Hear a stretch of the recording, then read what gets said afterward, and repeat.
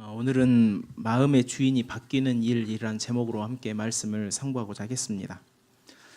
마가복음의 주제는 마가복음 1장 1절에 나타나고 있습니다. 여기 보시면 아는 것처럼 하나님의 아들 예수 그리스도의 복음의 시작이라. 이것이 마가복음의 주제입니다. 바로 복음의 시작. 이것이 굉장히 중요하고 마가는 독자들에게 이 사실을 전달하고 싶었습니다. 세례 요한이 잡힌 후에 예수님의 첫 번째 회개 선포 역시 마가는 복음을 믿으라. 여러분 다른 성경을 찾아보세요. 마태복음이라든지 누가복음을 찾아보면 회개하라, 천국이 가깝다 이렇게 선포를 합니다. 반면에 마가는 복음에 대해서 복음을 믿으라라고 하면서 이렇게 선포하고 있다는 점에 차이가 있습니다. 그러면서 복음을 강조하면서 이야기를 고조시켜 나아가죠. 그러다가 마가복음 8장 35절에 이르러서 예수님이 곧 복음이다라는 것을 확증을 시켜줘요. 그러면서 그 이야기는 이제 9장부터는 어떻게 되냐면은 마가복음에서는 바로 곧장 예루살렘으로 향합니다. 다른 마태복음이라든지 누가복음 같은 경우에는 굉장히 많은 분량을 할애하고 있는 반면에 이 마가는 매우 중요한 이 복음에 대한 부분을 딱딱 집어주면서 바로 이제 복음이 뭐냐, 복음이 어떻게 진행이 되느냐를 보여주기 위해서 바로 예수님께서 예루살렘에 입성하시고 그리고 십자가로 향하는 것을 보여주죠. 이처럼 마가복음은 복음의 시작으로부터 복음의 완성에까지 복음 자체에 관심을 두고 있습니다. 복음이 이 땅에 오매 하나님의 나라가 일어났다, 하나님의 나라가 세워졌다라는 것을 보여주죠. 특히 8장 이전의 이야기는 예수님이 어떤 면에서 복음이신지 이 점을 잘 드러내주겠다 하겠습니다. 오늘 본문도 바로 예수가 복음이심을 드러내기 위한 단계들 중에서도 상당히 주요한 그런 본문에 해당됩니다. 어떤 점에서 오늘 기사가 예수가 복음으로서 중요한 이야기인지를 오늘 탐구해 보도록 하겠습니다. 마가복음 4장과 5장의 흐름을 보면 이렇게 흘러갑니다. 먼저 예수님께서 이렇게 가르치시는데 하나님 나라에 관한 비유를 가르치세요. 그러니까 하나님의 나라에 대한 것을 가르치시고 그 다음에 하나님의 나라가 어떻게 임했는지를 당신이 복음이 되셔서 행적을 통해서 나타내시는 거예요. 그러니까 하나님 나라에 관한 비유를 하시는데 거기에서 핵심은 뭐냐면 하나님의 나라는 숨길 수도 없고 또한 스스로 자라듯이 점차 확장돼 간다라는 것을 보여줘요. 그리고 이제 그 이후로 가르친 이후에 실제로 보여주십니다. 예수님께서 행적을 보여주시는데 먼저는 자연과 귀신을 제압하는 장면을 보여주시고 그 다음은 고칠 수 없었던 질병, 그 질병을 고치시고 죽음을 또한 죽음에서 이렇게 살리시는 그러한 역사를 보여주시거든요. 이 모든 것이 예수님 앞에 다 굴복하는 모습을 보여줍니다. 그러니까 이 자연과 귀신은 하나의 어떤 덩어리이고 또 불치병과의 죽음도 하나의 덩어리처럼 이렇게 우리가 이해를 하면 좋겠습니다. 예수께서는 제자들에게 갈릴리 저편으로 건너가자 이렇게 말씀하셨어요. 누가복음에 따르면 막달라에서 출발한 것으로 보여집니다. 일반적인 복음서에 따르면 그 가버나움에서 간 것처럼 보이지만 사실 누가복음 같은 경우는 굉장히 역사적 사실을 상세하게 기록하고 있기 때문에 이 누가복음의 기록을 따르는 것이 더 좋을 것 같아요. 그래서 막달라라는 곳, 가버나움이나 사실 이쪽 비슷비슷한 지역입니다. 그런데 막달라라는 곳에서 건너편이었던 거라사라는 곳으로 이렇게 건너갔어요. 그 거리가 약 12km 정도 이렇게 떨어져 있다고 합니다. 예수께서는 사역하시느라고 심히 피곤했든지 배 고물에 이 후미 있죠, 이 보이시죠? 이 고물이라고 하는데 이게 예전 그 갈릴리 바다에서 떠다녔던 배를 복원한 겁니다. 이 후미 쪽에 이렇게 이제 주무셨어요. 그 사이에 갈릴리 바다에는 큰 풍랑이 일어났고 큰 파도가 일기 시작했습니다. 여러분 갈릴리는 호수죠. 하지만 갈릴리는 지형적인 특성 때문에 항상 파도가 칩니다. 그리고 광풍도 자주 일어나요. 이게 이제 그 갈릴리의 기본적인 이제 흐름인데 이 헐몬산은 항상 설산으로 있어서 굉장히 산이 높습니다. 그런데 이곳에서 시작된 차가운 바람이 이 골란이라는 고원을 쭉 타고 내려와서 지중해보다 낮은 해수면이 갈릴리가 지중해보다 훨씬 낮습니다. 그러니까 굉장히 낙차가 크겠죠. 그렇게 떨어지다 보면 그 따뜻한 그 기온과 만나면서 2m가 넘는 그런 파도가 일곤 했습니다. 특히 예수께서 가고자 했던 거라사 지역은 골란 고원의 밑자락에 위치해 있어요. 그래서 바다로부터 높이가 200m나 되는 그러한 해안 절벽의 지형을 이루고 있습니다. 바람의 낙차가 큰 해안 절벽에서 떨어지니 광풍이 일어나기가 매우 적격한 그러한 위치인 것이죠. 그런데 예수님께서 배를 타고 가시는 그날에도 거라사에서 불어오는 광풍을 만난 거예요. 이 광풍을 거슬러서 거라사로 가려면 배는 높은 바다에 부딪힐 수밖에 없고, 그러다 보면 배에는 순식간에 물이 들이차게 되는 것이에요. 배가 수라장이 되었지만 고물은 상대적으로 잠잠했기 때문에 예수님께서는 계속 주무실 수 있었던 것이에요. 제자들이 죽게 되었다면서 그제서야 예수님을 서둘러 깨웁니다. 잠에서 깨신 예수님께서 바람을 향하여서 꾸짖으시죠. 그러자 어떻게 되었습니까? 아무 일도 없었다는 듯이 바람이 멈추고 바다가 매우 잔잔했다라고 말하고 있어요. 제자들은 자연이 복종한 이 놀라운 광경을 목격하고선 예수님을 심히 두려워하며 무서워했다라고 기록하고 있습니다. 여러분, 사실 이 일은 앞으로 예수께서 건너편 이 거라사라는 지역에서 행하실 일의 전조적 예우를 보여주는 행적이라 할 수 있어요. 왜냐하면 여러분, 당시에 바람과 바다를 굴복시키는 것은 단순히 자연만을 정복하는 것이 아니었습니다. 고대인들은 과학적 지식이 없었기 때문에 큰 파도나 풍랑이나 광풍이나 번개가 치는 원인을 잘 몰랐어요. 17세기 이전까지만 해도 자연은 어디까지나 숭배의 대상으로 이해가 되었다라는 것이죠. 실제로 고대인들이 숭배했던 신들 중에서 상당히 많은 것들이 자연을 모토로 하고 있습니다. 예를 들면 출애굽 당시에 여러분 10가지 재앙 기억하시죠? 그중에 첫 번째 재앙이 피 재앙입니다. 나일강을 피로 물들였던 재앙이죠. 이것이 어떤 것인가? 당시에 이집트에는 나일강을 범람케 하는 신으로서 하피라는 신을 숭배를 했습니다. 그런데 이 하피라는 이 나일강을 빨갛게 물들임으로, 피로 물들임으로 상징적으로 무엇을 의미하는 겁니까? 하나님께서 그를 살해한 것처럼 이렇게 보여주는 재앙이었다라는 것이죠. 이집트의 신도 하나님을 넘어설 수 없다라는 것을 보여주는 하나의 예였다는 것이에요. 또 다른 예로서 그 바다에 사는 꼬불꼬불한 뱀 리워야단이라는 기록들이 욥기라든지 등등에 나타납니다. 이것도 역시 높이 널뛰는 바다를 보고 공포에 질린 사람들이 용이나 어떤 크라켄처럼 어떤 무시무시한 괴물 내지는 혹은 신적 존재로 상상해낸 것이라고 볼 수 있어요. 그렇게 이해되고 숭배되었던 자연을 향하여서, 바람을 향하여서 예수님께서 어떻게 하셨습니까? 꾸짖기만 하셨어요.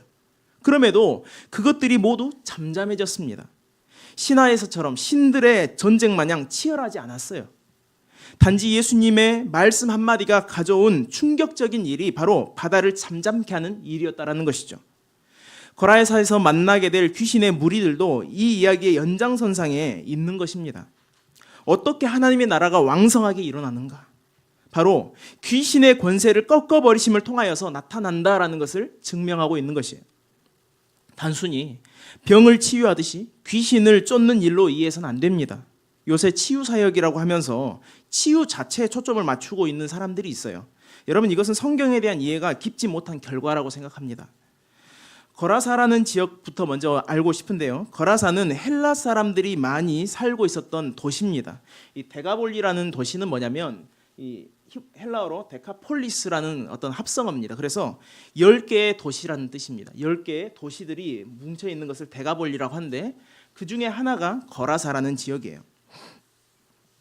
고고학적인 발굴로 인해서 이곳이 예수님 시대 이전에 우상을 숭배했던 중심지였다라는 것이 사실상 밝혀졌습니다. 거라사로 향하는 길이 있던 곳에 배를 정박시키시고 예수님과 제자들이 배에서 무트로 올라오셨어요. 때마침 그때 더러운 귀신 들린 사람이 무덤 사이에서 나와 예수님을 대면했던 것이에요. 본문에서는 이 사람에 관해서 비교적 상세하게 설명을 담고 있는데 우리는 그중에 한 구절만 읽어보도록 하겠습니다. 3절 말씀입니다. 시작. 그 사람은 무덤 사이에 거처 하는데 이제는 아무도 그를 쇠사슬로 맬 수가 없게 되었으니.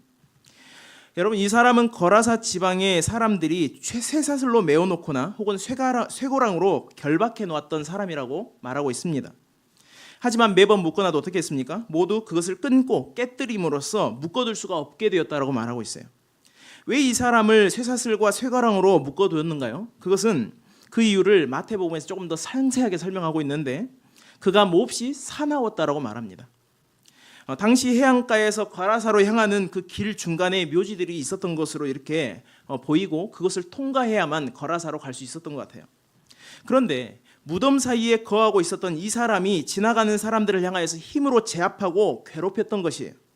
그래서 고육직책으로 이 사람을 결박해 두자 그렇게 결정을 했던 것입니다. 하지만 묶어둘 때마다 이 사람은 결박한 쇠사슬을 끊어버렸고 쇠고랑을 깨뜨리기 일쑤였어요. 너무나 사나웠기 때문에 제어 불능 상태에 놓여버린 것이에요. 그런 그가 예수님께서 무태 오르시자마자 어떻게 했습니까? 그에게 나와서 납죽 엎드렸다라는 것이에요. 이 사람은 사람에게 쉽게 엎드리거나 한 적이 없었던 그런 사람입니다. 그런데 여러분 4절에서도 보니까 뭐라고 얘기합니까? 아무도 이 사람을 제어할 수 없었다라고 말하고 있잖아요. 아무도 그 사람을 제어할 힘이 없었다라고 말하고 있어요. 그런데 예수님 앞에서는 너무나도 잘 제어가 되는 것 아닙니까? 심지어는 먼 곳에서 예수님을 보고 뛰어왔다라고 말하고 있어요. 얼마나 예수님이 무서웠든지, 아니면 얼마나 예수님 앞에서 그가 정상인 것처럼 행동하기 위해서인 건지 잘은 알 수 없지만 완전히 달라진 모습으로 예수님 앞에 섰다라는 것을 말하고 있어요. 이렇게 된 연유는 이 사람에게만큼은 예수님의 진면모가 명백하게 드러났기 때문입니다. 그가 이렇게 말합니다. 7절 상반절 보십시오. 큰 소리로 부르짖어 이르되 지극히 높으신 하나님의 아들 예수여. 그가 누구인지 정확하게 알았어요. 지극히 높으신 하나님의 아들, 히브리어로 말하면 엘리온의 하나님, 지극히 높으신 하나님, 그런 하나님으로 알고 있었다라는 것이죠. 여기서 우리는 예수님과 이 사람의 대면이 무엇을 의미하는지 사실상 엿볼 수가 있습니다. 8절에 보면 이 사람은 더러운 귀신이 들렸던 사람이라고 말하고 있죠. 왜 귀신을 더럽다고 말할까요? 귀신이 들리면 더러운 행동이나 악취를 풍겨서일까요? 아닙니다. 물론 그렇기도 하죠. 하지만 여기서 더럽다라는 것은 율법적인 용어예요. 그래서 주로 부정하다라고 우리가 알고 있는 그 단어입니다. 따라서 더러운 귀신은 하나님 앞에서 부정한 존재로 가리키는 것이죠. 이런 더러운 귀신에 들리되 조금 특이한 장면 같지만 예수님께서는 귀신에게 이름을 묻습니다. 이에 귀신이 뭐라고 대답합니까? 나는 군대입니다. 이유가 무엇입니까? 수가 많기 때문이다. 그렇게 말하고 있어요. 그 수가 얼마나 많았든지 군대라는 단어 속에서 사실 유추할 수 있습니다. 이 군대라는 단어는요, 헬라어로 레기온이라는 단어입니다.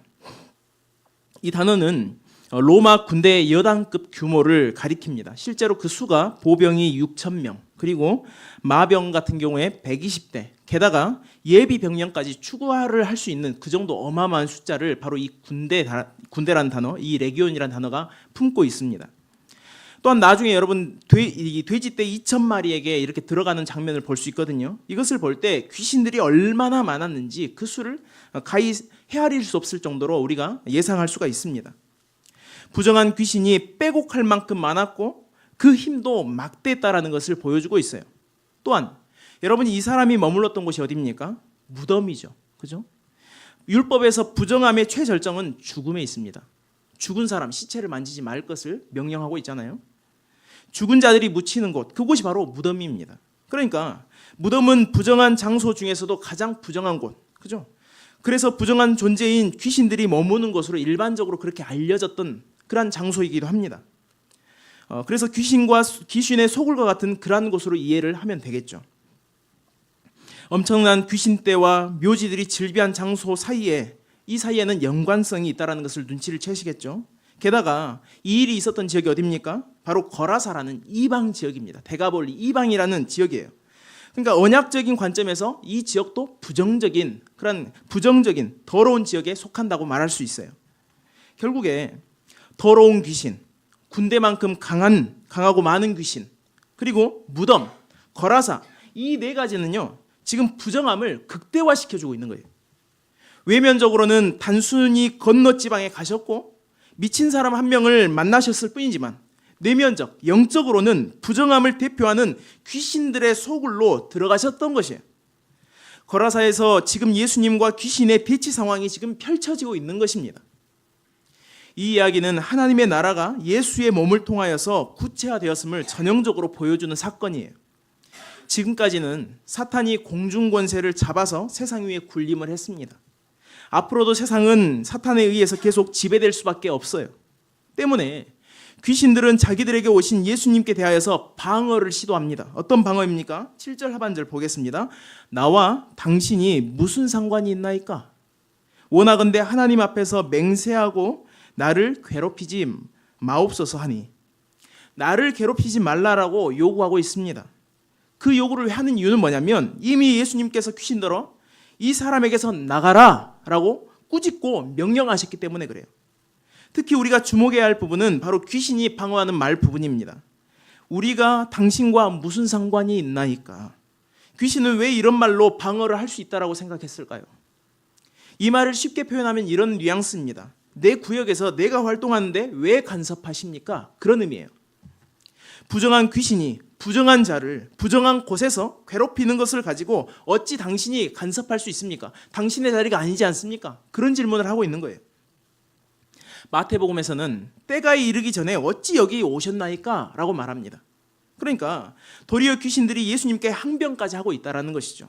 그러므로 하나님 앞에서 맹세하여 자신들을 괴롭히지 말라, 맹세까지 하면서 자신들을 괴롭히지 말라, 그렇게 말할 수 있었던 것이에요.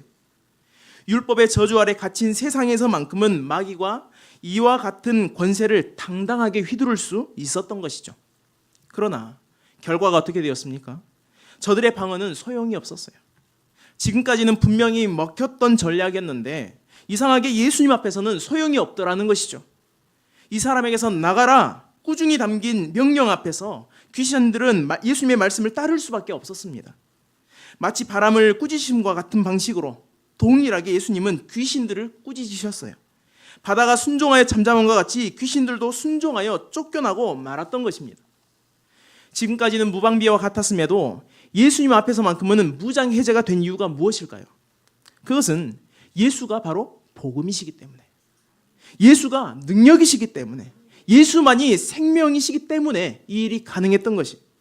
여러분, 기독교는 종교가 아닙니다. 어떻게 보면 생명이에요. 사람의 영을 살리고 죽이는 것 오직 그리스도 예수의 복음뿐입니다. 하나님 안에 감추어진 비밀스러운 계획, 그 계획이 실제화가 되어서 오셨어요. 사실상 이 비밀한 계획은 마귀도 몰랐던 것 같아요. 왜냐하면 동일한 예전처럼 똑같은 방식으로 예수님 앞에 자신들이 방어를 했기 때문에.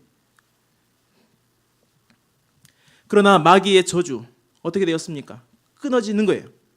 율법의 저주도 끊어지는 것입니다. 죄의 저주도 끊어지는 것이에요. 사망의 저주도 예수님은 끊을 수 있다는 것을 지금 마가가 보여주고 있는 거예요. 십자가의 사건에 아직 도달하기 전이라 할지라도 여러분, 하나님은 어떤 분입니까? 알파와 오메가의 하나님이에요. 과거이기고 또한 현재이시고 미래, 모든 것이 동일한 거예요. 하나님께서 처음부터 계획하셨으면 그것은 완성이 된 겁니다. 그렇기 때문에 십자가 사건에 도달하지 않았지만 하나님의 일이 완성이 된 계획인 것처럼 이미 예수 안에서 복음의 역사가 찬란하게 나타났던 것이에요. 저희 가정이 어떻게 예수를 믿게 된 줄 아십니까? 저희 할머니 때부터였습니다. 저희 할머니는 1년에 12번의 제사를 드렸다가 귀신에 들렸고 사실상 누구도 할머니를 도울 수가 없었어요. 무능한 남편과 함께 살면서 어린 세 아들을 지독한 가난 가운데서 이렇게 키워내셨어요. 그러면서도 제사상에는 쌀밥이 안 올라간 적이 없을 만큼 그만큼 정성을 다하셨고 사실 그러면서 정신적인 어떤 시달림에서 벗어날 수가 없었습니다. 그때 한 전도자의 전도를 듣고선 예수님을 믿고 하나님을 만나서 실제로 귀신이 떠나가셨어요. 그때부터 모든 제사 지냈던 것들을 다 치워버리셨고 예수님만을 믿고 정상적으로 이렇게 살기 시작하셨습니다. 할머니가 만난 하나님을 저희 아버지께서도 만나셨어요. 그래서 아버지는 어릴 때부터 사실 심한 복통이 있어요. 그래서 이 복통을 낫게 하기 위해서 당시에 이렇게 민간요법으로 떠돌아다니는 석유를 먹으면 된다 해요. 석유도 드셔보시고 별 행동을 다 하셨어요. 그래가지고 그런 몸이 아픈 상태에서 군입대를 하셨고 너무 아파서 이렇게는 안 되겠다, 죽어야 되겠다. 그래서 베트남 전쟁을 지원을 하셨습니다. 그런데 살아 돌아오셨어요. 그 후에 잘 치료하셔서 복통에서도 완치가 되셨어요. 그런데 아버지께서는 이 모든 일이 하나님의 은혜다라고 이렇게 고백하고 믿고 계십니다. 하지만 이 할머니의 같은 자녀임에도 둘째였던 작은 아버지는 끝까지 예수 복음을 받아들이지 않으셨어요. 그래서 작년에 안타깝게도 스스로 목숨을 끊으심으로 비참하게 생을 마감하셨죠. 하나님의 나라가 임한 사람, 그리고 임하지 못한 사람의 최후가 이렇게 상반됩니다. 저희 가정에서만 해도 이것이 확실하게 나타나고 있어요. 예수 그리스도 안에서 일어나는 하나님의 나라는 마가복음 4장 비유의 가르침과 같이 현저하게 나타나고 있어요. 십자가에서 대속사역을 치르기 전임에도 예수님이 계시는 곳 어디에서나 하나님의 나라가 일어나되 막을 수 없을 만큼, 그죠? 운동, 무브먼트처럼 이렇게 일어나고 있었다라는 것이죠. 등경 위에 등불이 있으므로 온 방이 밝아진 것 같이 예수가 계시는 곳에 하나님의 나라의 빛이 밝히 드러나서 하나님 나라가 나타났다라는 것이죠. 또한 땅에 뿌려진 씨가 스스로 싹이 트고 자라나서 충실한 곡식이 되듯이 예수가 가시는 곳마다 하나님의 나라가 왕성하게 부흥하는 것을 볼 수 있습니다. 막을 수가 없어요. 또 겨자씨 한 알처럼 하나님의 나라가 설 수 있나 싶겠지만 예수가 계시는 곳이 설령 가장 부정한 소굴이라 할지라도 상관이 없었어요. 자라난 나무에 모든 것이 깃들어 실 만큼 예수 그리스도를 통하여서 하나님 나라가 커져만 가는 것을 볼 수가 있습니다. 아무도 힘으로는 제압할 수 없었던 거라사 광인이라 할지라도 예수님 앞에서는 순한 어린 양과 같았어요. 율법 아래에서 마귀가 마땅히 누렸던 공중 권세도 예수님의 명령 앞에서는 대패할 뿐이었습니다. 마가의 관점에서 예수님의 첫 번째 공적인 사역 행위가 무엇인지 아십니까? 바로 가버나움 회당에서 귀신 들렸던 사람에게 귀신을 축출시킨 사건이에요. 그래서 귀신을 축출시킨 사건이 매우 중요합니다. 이는 예수님이 정말 복음으로 오셨고 하나님의 나라, 지금까지 마귀에게 사탄에게 매어 잡혀 있었던 그 나라를 다시 하나님의 주권으로 하나님의 나라로 세우기 위해서 오셨다라는 것을 보여주시고자 처음부터 귀신을 축출하는, 소위 말하면 마귀를 축출하는 그 일을 보여주신 거예요. 귀신을 멸하러 오신 예수님, 인간의 원수를 완전히 갚아서 다시금 하나님의 나라를 실현시킬 분으로서 사탄이 다스리던 세계에 종말을 고하고 계셨던 것이에요. 명백히 귀신을 쫓아내심 자체로서 여러분 하나님의 나라가 현실적으로 지금 실현되었어요.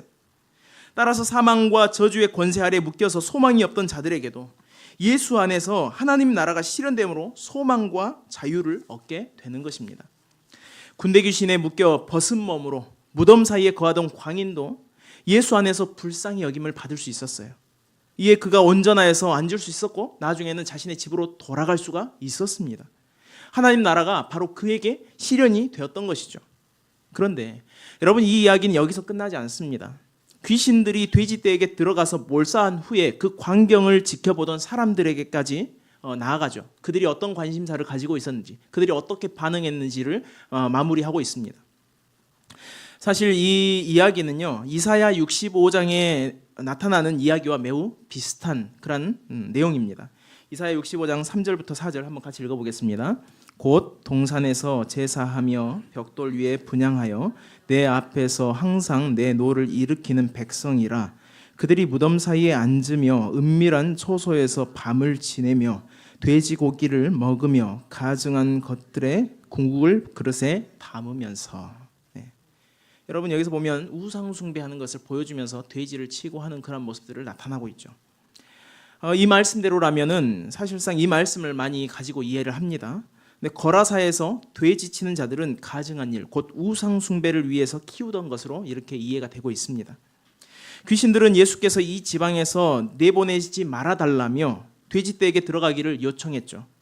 이에 예수님께서는 허락을 하셨고 이전에 귀신 들렸던 자에게 있었던 광포와 자기 파괴 행위, 그죠? 자신을 자해했잖아요. 그 광포와 자기 파괴 행위가 누구에게 전가가 됩니까? 돼지들에게 전가가 되는 것이에요. 그러자 돼지들이 갑자기 가만히 있다가 미쳐 날뛰기 시작합니다. 그러면서 막 달리는 거예요. 그러다가 해안 절벽에서 바다로 모두 다 빠져서 몰사해버립니다. 구약 성경에서는 종종 바다는 파멸의 자리로 이렇게 묘사가 되죠. 우리 출애굽기에서 보면 홍해 바다 때 이 애굽의 군대가 바다에서 빠져서 파멸하는 것을 볼 수가 있습니다. 마찬가지로 귀신들이 그 파멸의 구덩이에 완전히 빠져버린 것이에요. 특히 우상 숭배를 가리키는 이 돼지떼와 함께 파멸되었음을 보여주고 있습니다. 우상 숭배가 끝날 것이고, 그죠? 저들의 권세도 끝날 것이다라는 것을 보여주는 하나의 예적인, 하나의 상징적인 그런 의미를 담기도 합니다. 이 모든 광경을 바라보던 돼지치는 자들이 이 사실을 읍내와 여러 마을에 알립니다. 이에 사람들이 어떻게 되었는지 보러 와서는 군대 귀신 들렸던 자가 옷을 입고 정신이 온전하여 있는 것을 보았습니다. 그리고 목격자들에게서 돼지떼에게 미친 일들을 들었을 때 저들의 감정적 반응이 나타나는데 한번 보겠습니다. 마가복음 5장 15절입니다. 뒷부분에 보십시오. 뭐라고 되어 있습니까? 두려워하더라. 그죠? 두려워하였다라고 말하고 있어요. 앞전에 예수님께서 바람을 잠잠케 하셨던 일을 보았던 제자들 어떻게 반응했습니까? 무서워하면서 두려워했다라고 말하고 있어요. 동일한 반응이죠. 예수께서는 무서워 두려워하던 제자들에게 뭐라고 말씀하셨습니까? 한번 읽어보겠습니다. 너희가 어찌 믿음이 없느냐? 너희가 어찌 복음을 믿지 않느냐? 그런 말인 거예요. 여러분, 이번에도 마찬가지 상황이 대두되었습니다. 믿음이 없던 것 같이 여러분, 이 거라사님들도 역시 예수님을 떠나달라라고 이렇게 반응을 했다라는 것이죠. 여러분, 예수님께서 귀신을 쫓아내시는 사역을 통하여서 확실히 알 수 있는 것이 이것입니다. 하나님의 나라는 지역으로나 땅으로 임하는 것이 아니에요. 복음이 필요한 각 사람에게 임합니다. 그럼에도 거라사인들이 귀신 축출의 일을 보고도 예수님께 떠나달라 했다라는 것이에요. 여러분, 이것을 보면서 무엇을 느끼십니까? 부인이, 여러분들의 부인이, 여러분들의 처가, 여러분들의 배우자가 아무리 예수를 잘 믿고 또 가족들이 독실한 크리스천이라 할지라도 내가 지금 예수 그리스도와 무관하다면 나는 하나님 나라와 아무 상관이 없는 자예요. 하나님 나라의 임함은 믿는 자에게 임합니다. 어떻게 믿는 자요? 예수가 내 안에 지금까지 주인 되었던 것들을 몰아내시고 유일한 복음으로 오시도록 영접하는 것, 그것이 믿는 거거든요. 그렇게 할 때 그에게도 하나님의 나라의 역사, 자유의 역사, 회복의 역사가 실현이 될 수 있는 것이에요. 작년 추석에 얼굴만 하는 한 자매가 교회에 찾아왔습니다. 그는 직장에 다니다가 잠시 쉬고자 해서 직장을 그만둔 상태였어요. 저는 교회에 온다기에 복음 메시지로 저 자매를 좀 설명을 해야 되겠구나라고 이렇게 마음을 준비했습니다. 근데 그 자매는 교회에 와서 자신의 영적인 이야기를 했어요. 날마다 꿈에 시달리고 또 후유증으로 머리가 아프고 가위에도 정말 수없이 눌린다고 그렇게 얘기를 하더라고요. 그래서 자신이 다니는 신경정신과에서 병원에서 심지어는 교회를 가보는 게 어떠냐 그렇게 조언할 정도였어요. 그래서 제가 복음을 전달을 했는데 그녀는 거라사인들의 반응과 똑같았습니다. 복음을 듣고 도리어 자신의 문제 앞에서 소름이 돋는다면서 어떻게 이런 일이 있을 수 있지라고 하면서 소름이 돋는다면서 두렵다고 그렇게 얘기하더라고요. 그러면서 얼굴이 어두워져요. 교회를 다니지 않겠다고 하더라고요. 결국에는 그냥 돌아갈 뿐이었습니다. 여러분, 복음은 소설도 허무맹랑한 신화도 또 어떠한 이론도 아니에요. 복음은 실제입니다. 복음으로 여러분의 인생이 결정되며 달라질 수 있어요. 여러분 마음에 지금 누가 주인이십니까? 오직 예수님만 여러분들 마음의 주인이 되기를 간절히 소망합니다. 함께 기도하겠습니다.